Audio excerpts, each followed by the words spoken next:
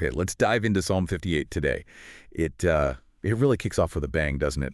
Posing this pretty direct question to, well, to rulers or people in power, Uh, asking point blank, do you actually speak justly? Do you judge people fairly? yeah, it's a direct call out. And what's striking is how fast it answers itself. Like, immediately. The answer is basically nope. Right. It says, in your hearts you devise injustice, and your hands deal out violence right here on earth. No beating around the bush. So that contrast is immediate. The idea of justice versus the stated reality of injustice. Okay, so if that's the starting point, this kind of bleak assessment.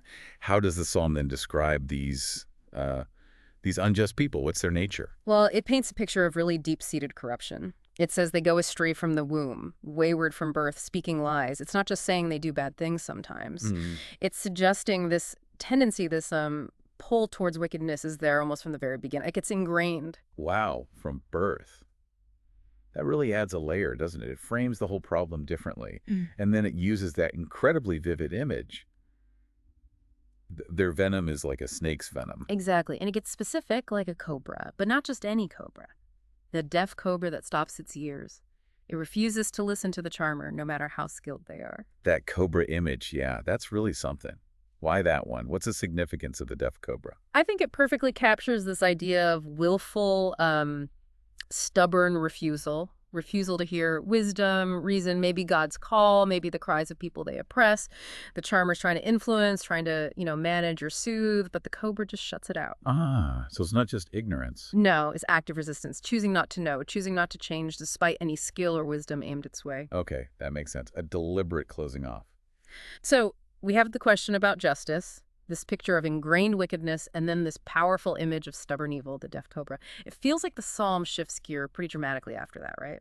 It absolutely does. It moves from diagnosis, you could say, to this really fervent plea, almost desperate, a call for God to step in and judge these wicked people. And the language gets very intense, visceral even. Intense is right. Asking God to, break their teeth? Tear out the fangs of these young lions. Yes. And praying they just vanish, like water flowing away, or that their arrows become useless before they're even shot. It doesn't let it up. Not at all. Then you get images like melting away like a slug, or like a stillborn child that never sees the sun. That's incredibly graphic. It is. And being swept away suddenly, like thorns under a pot catching fire before the pot even gets warm. These are prayers for complete, total removal of this evil. It's strong stuff. Yeah, these metaphors really hammer home the intensity of the desire for this injustice, this willful evil, to just be gone, wiped out. And it doesn't just end with the request for judgment, does it? It describes the aftermath. That's right. It says the righteous will actually be glad when they see this vengeance. Yeah. And then there's that really jarring line, they will bathe their feet in the blood of the wicked. Oof. Yeah. And the result of seeing all this, the psalm says, is that people will look at it and say, okay, yes, there is a reward for the righteous. There is a God who judges on earth. So the path is clear.